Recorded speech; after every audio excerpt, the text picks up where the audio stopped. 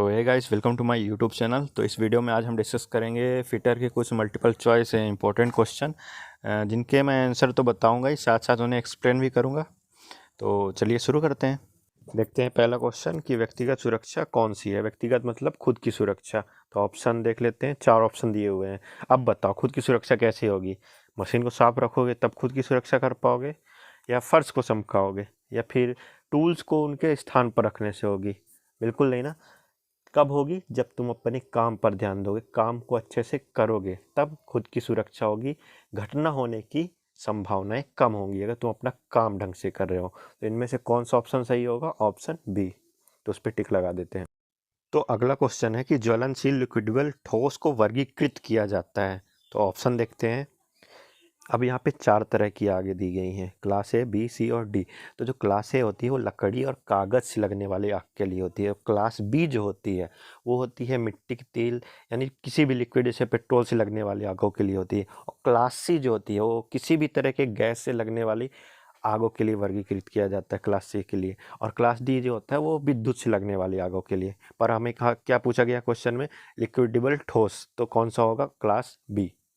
अगला क्वेश्चन, तत्काल जीवन रक्षक प्रक्रिया कौन सी है? ठीक है, यहाँ पे पूछा है तत्काल के लिए। तो ऑप्शन देखते हैं, 4 ऑप्शन दिए हैं। अब ये बताओ, किसी को चोट लग रही है, खून बह रहा है, तो तुम क्या करोगे?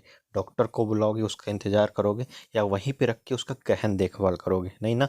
तुम क्या करोगे? उसके लिए मेडिकल ट्रीटमेंट का इंतजाम करोगे, या फिर डॉक्टर के पास ले जाओगे जल्दी से जल्दी। पर यहाँ पे पूछा क्या? तत्काल के लिए, है ना। तो तुम क्या करोगे? जो भी वर्क स्टेशन या कार्यस्थल पे फर्स्ट एड किट रखी होती है, उसे तुम पट्टी, मरहम पट्टी जो भी होता है, ताकि खून बहना बंद हो जाए, वो यूज़ करोगे, है ना। तो वो यूज़ करना क्या कहलाता है? प्राथमिक चिकित्सा। तो कौन सा ऑप्शन सही होगा? Option A. अब अगला क्वेश्चन पूछ रहा है कि ऐसा कौन सा अग्निशामक यंत्र है जिसमें कार्बन टेट्राक्लोराइड और ब्रोमोक्लोरोडिफ्लोरोमीथेन भरी होती है। ठीक है, तो ऑप्शन देखते हैं। तो यहाँ पे 4 ऑप्शन है यहाँ पे। ठीक है, तो अब देखो, कार्बन डाइऑक्साइड वाला तो हटा ही दो, क्योंकि यहाँ पे मेंशन पहले से कर रखा है कार्बन टेट्राक्लोराइड और ब्रोमोक्लोरोडिफ्लोरोमीथेन। ठीक है, तो कार्बन डाइऑक्साइड वाला तो हो गया नहीं। अब ड्राई पाउडर एक्सटिंग्यूशर की बात करें तो उसमें केवल शुष्क हवा भरी होती है, तो चौथा ऑप्शन भी हट गया। ठीक है, अब जो ऑप्शन सी है, फोम एक्सटिंग्यूशर, तो उसमें क्या यूज़ किया जाता है? फोम, वाटर और हवा का यूज़ किया जाता है। तो ऑप्शन सी भी हट गया। तो अब तुम्हारे पास ऑप्शन कौन सा बचा?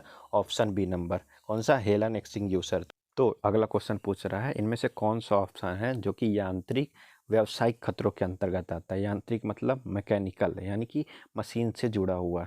तो कौन सा ऑप्शन दिख रहा है? साफ साफ दिख रहा है ऑप्शन डी, अनगार्डेड मशीनरी। ठीक है, ना कि तुम्हारा नॉइस होगा, ना कि टॉक्सिक जो कि केमिकल से जुड़ा हुआ है, ना कि अनस्किल्ड, अकुशल। कौन सा ऑप्शन सही होगा? Unguarded machinery.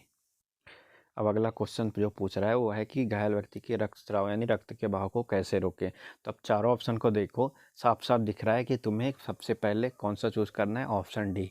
मतलब अगर सीरीज बाई देखिए कि सीरियल में क्या होगा, तो पहले तुम दवा बनाओगे, ठीक है, ताकि खून का बहाव रुक जाए, फिर तुम मरहम पट्टी करोगे, फिर जाके टाँका लगाओगे। तो कौन सा ऑप्शन होगा? डी।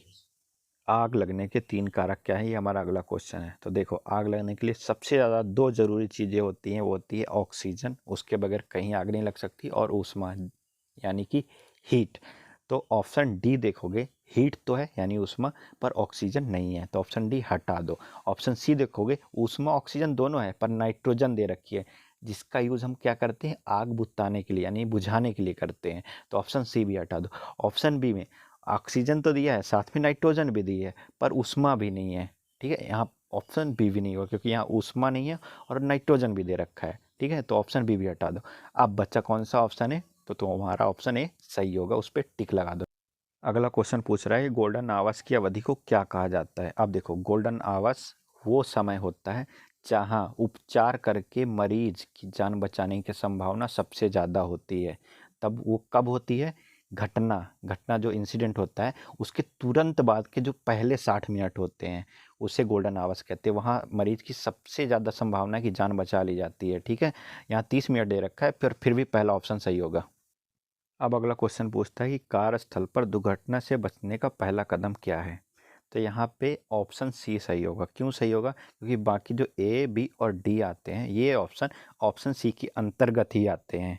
मतलब सुरक्षा उपकरण पहनकर काम करें, चीज़ों को अपने तरीके से करें, अत्यधिक कुशल काम करने से अभ्यास के साथ चीज़ें करें। तो ये तीनों ऑप्शन किसके अंतर्गत आते हैं? सी नंबर के अंतर्गत आते हैं।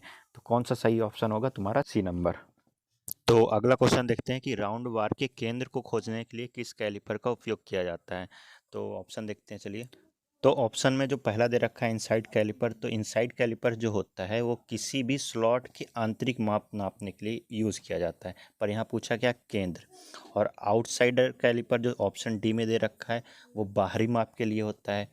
और वर्नियर कैलिपर्स होता है जो 3 तरह की माप लेता है, बाहरी, आंतरिक और गहराई मापने के लिए यूज़ किया जाता है, पर इससे हम केंद्र माप नहीं सकते।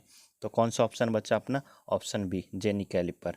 उससे आप रेखा के समानांतर भी माप सकते हैं तथा उससे केंद्र भी माप सकते हैं। तो आंसर सही कौन सा हो गया आपका? B number. तो इस वीडियो के लिए इतना ही। इस वीडियो को यहीं ख़त्म करते हैं, मिलते हैं आपसे अगले वीडियो पे।